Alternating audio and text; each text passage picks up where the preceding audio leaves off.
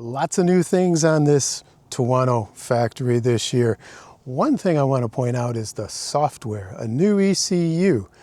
And what it is it's incorporating predictive or analytical software to learn from your behavior. For example, if you get the optional race package with this, you can program on a track day every single corner how you want the traction control, the ABS, the wheelie control, throttle control, everything you can set up. So in corner number 1, for example, the traction control, I want set to number 2. Then in corner number 2, what do you want it set at? Then corner number 3. So what it does is the first lap you go around the track, it learns where all the corners are with this GPS set in this thing. And then once it learns the track, you pull over, haul out your cell phone, and you have the app that goes with it, and it connects, and then you can tell each corner what you want.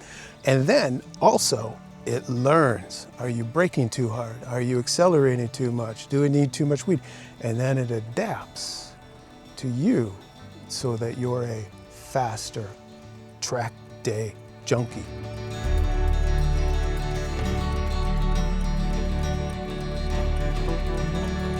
Engine, of course, for Euro 5 Plus had to get a little bigger for those tree huggers. It was 1077 last year, and this year it's 1099. A little bump in ponies, but then also a little bump in RPM that you have to get those ponies. But the torques remain the same, but the RPMs, you have to go a little higher to get the same torques out of that bad boy. Throttle bodies went from 48 to 52 millimeters. Another change, they're a little bit bigger so they can get a little more fuel and air in those bad boys into the cylinders. Now, these changes with these Euro 5 and its more stringent environmental controls on these things for CO2 emissions, how is that still on the street? Nobody behind me. Let's just do a 50% roll on with the quick shifter to 100, shall we?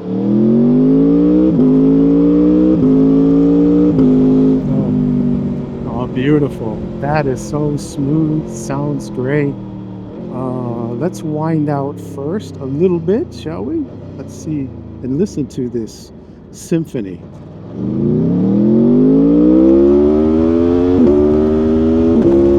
Oh, that is so beautiful. Loving the sound of this motor. It's always been so good, this motor. The sound, the torque, the power delivery. And this marriage between the engine and transmission is a marriage made in heaven. Just like on the Guzzi V7 I rode last week. Listen to that.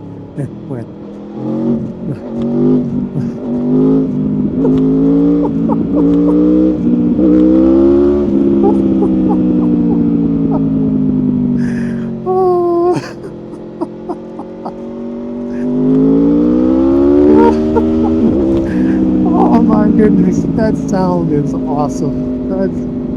You cannot express the joy I feel in my stomach right now, right in my bowel. It's radiating up through the seat and coming up through everything, and it's just making me laugh. That is funny. That sound, I love that sound. I just want to go back down to first and listen to that roll on. Let's do it one more time. Lifting the front a little bit, but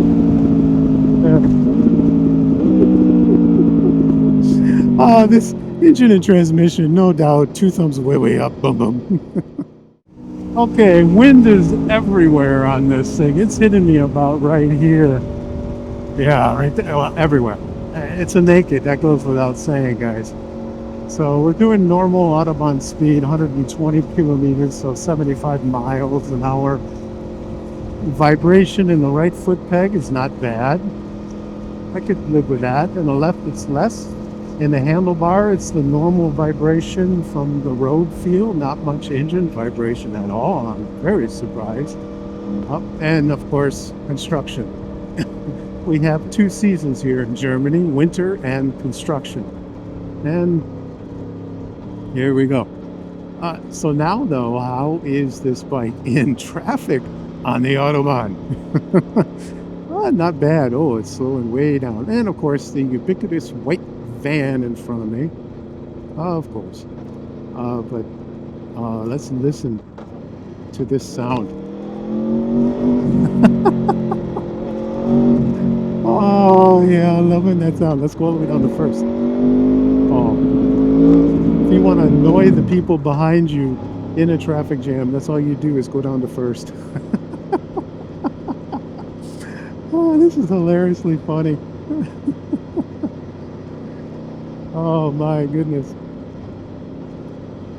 Okay, so overall on the Autobahn, yeah, okay, laughing aside, this is playful on the Autobahn, but this is only getting one thumb on the Autobahn, because let's be honest, it's a super naked. It's not made to be on the highway, because it will punish you. Any super naked will punish you with the wind blast, so only one thumb. Boom. Uhlein's electronics, the wire there and the wire over there. These are the same 120 mils of travel, but look at down here, V4. That's funny. These are 330s. No, not 320s. These are 330 millimeter discs. I think Ducati's the only one that has 330s. Everybody else is 320s. And these are M5s, but not the Stylema. How do you know? There's no hole here, but that's fine. That's anytime you get an M5. And here you can see again the electronic Uhlein's there and 130 mils of travel down there. And this is a 220 disc with a 2-piston Brembo on that bad boy right there. Now, how is this new electronics, ECU Learning Electronics package, married to these Uhlin Smart EC2 electronic suspension? How is that on the street? I'm on my favorite bumpiest road in my neck of the woods. This is the same road I took the Triumph Speed Triple Down RS with the Uhlin's EC3 gen. This is still the 2. And I'll tell you what though, the Triumph was handling these bumps a lot better than this EC2 system on this. It's still nailing a line, still holding it, and I'm still going way faster than I should be, especially in this corner where cars and tractors always pull out on either side here. Yeah, okay, it's clear. Oh yeah, just listen to that roar. Oh, nice. But I cannot complain, and that front brake is awesome. That's an M50. No complaint. Let's try the rear. Oh, that's there. I got it to, wow, I had to apply a lot of pressure to lock that up. Let me try it again. There. Okay. Okay, I'm getting feeling feedback. It's just more pressure than I would like, but the pads need to bed into the disc on the rear there. But on the front, nah, it's done. It's perfect. But with this EC2 smart Uhlin's electronic system, I don't know. I think Aprilia should have upgraded this to the 3. Same thing that Triumph did this year on theirs. And Ducati did last year on their Superbike. This is getting 1.5 for this suspension, although the brakes, well, yeah, the rear brake is lacking a little bit feel and feedback and too much pressure. So I'll give this 1.5 for the street. Now, track day, oh, this is an awesome track day weapon. No ifs, ands, or buts about this, but brakes and suspension for the street, 1.5 thumb. Here you'll notice this is painted black this year instead of this color. It used to be this color all the way around, but now it's black. But it's the same thing. There's nothing changed with it. What is changed is back here. The brake lights are integrated into the turn signals here. Let me see if I can press on it with my right foot.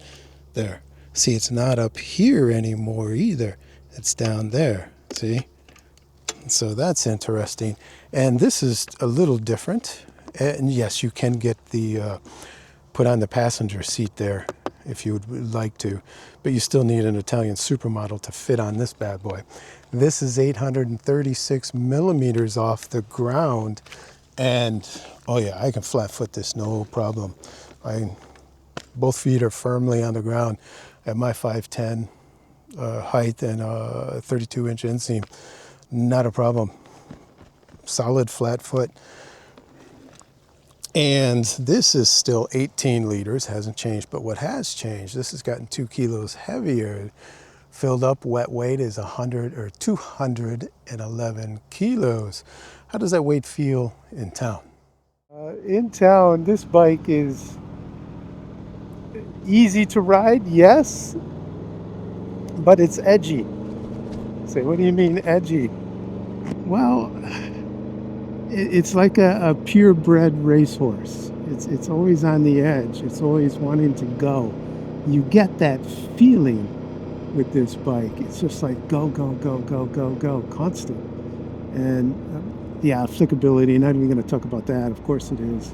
But the riding position, because the rear linkage is new and it's 12 millimeters higher, the riding position, well, overall, the rear of the bike, and it got 9% thicker or stiffer and 8% more damping, positive for both of those things, pluses.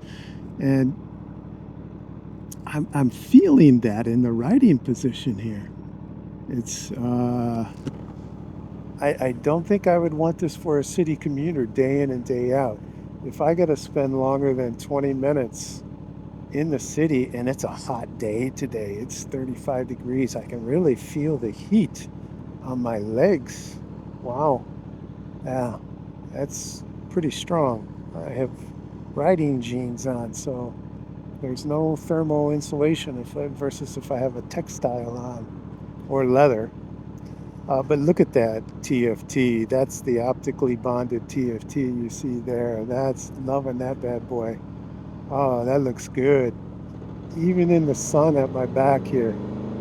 Yeah, they pulled out all the stops with that optically bonding process for a TFT. All TFTs should be, but that's extra money. It's tough to do, although BMW's had it on their 2018 GS since 2018. Well, it was rolled out in the fall of 2018, so it was actually a 19 model year. But that is an awesome, those are the new graphics, like in that TFT and readout. But this new riding position, I would not want to commute on this, unless you're 20-something and you like abuse. But this riding position, man, this is only a 1 thumb up for low speed and in town. These are backlit switches this year. This is a new option. And yeah, what's that? Cruise control. Of course, you got to have it on a Super Naked. There's your lights, and then your other high beam, low beam over here. But here is the gem. Optically bonded 5-inch. I am liking this. This is the new graphics on it this year, and it's so easy to read. Maybe they went after BMW and said, what are they doing that they've been making since 2018, and we're going to do the same thing. Boom. Looks just like the BMW. Well, same quality, fit, and finish as the BMWs. It doesn't look like it, but same quality, same theme as far as that's concerned. Now, competition. Yeah, it's the Super Naked category. It really depends on what you want. If you want a track day weapon, or do you want a street weapon? If you want a street weapon and you still want this, just get the R. Don't get the factory. Factory, this is focused for the track, and it's so sharp, it's so quick. I would not buy this if I was never going to do a track day, but if I plan to do track days, yeah, then I would buy this. But then what other bikes would you get? Well, you also have the BMW, you have the KTM, you have the Yamaha, you have the Kawasaki ZH2. Yeah, those bikes. And the Triumph 1200 RS. That has the Uhlein's EC3. I like that better. I rode that down these same roads as I'm riding this. that could hold the same line at the same speed that this does, except it's smoother. Why Aprilia didn't upgrade this to the EC3 and still have the old EC2, I don't know. Maybe it's because they updated the ECU and they said, that's enough. It's good enough. It's probably what happened, you know. Just shut up and have some wine and pasta. That's what the Italians think. Yep. And to a certain point, I agree with them. It's still one of the best track day weapons out there, guys. But if I wasn't looking for a track day weapon and I wanted a fun bike, I would start with the Yamaha or the KTM. And if you just want speed, yeah, the ZH2 with that. Although I'm not a fan of the ZH2. It's okay, it's fast, but it's heavy. It's a lot heavier than this. And this is also kind of heavy though too when you compare to the likes of BMW and Triumph are pretty light bikes there. They're below the 200 kilo range. So you can buy, oh, and also what shape of motor? Do you want a V? Do you want an inline? What do you want? You can buy the KTM, a V2, this, a V4, Triumph, inline 3. Of course, you know, then you have the inline 4s with the Honda and the Kawasaki and the Yamaha. Not the Honda. Well, okay, yeah, I wouldn't count Hondas. Well, maybe the SP would get close to this inline 4. That sounds good though, too. But probably the next best sounding bike, this is #1 on the list for sound, is the Yamaha. Sounds very, very good. Very, very good. And the KTM does too. It's a different sound because that's a V-twin.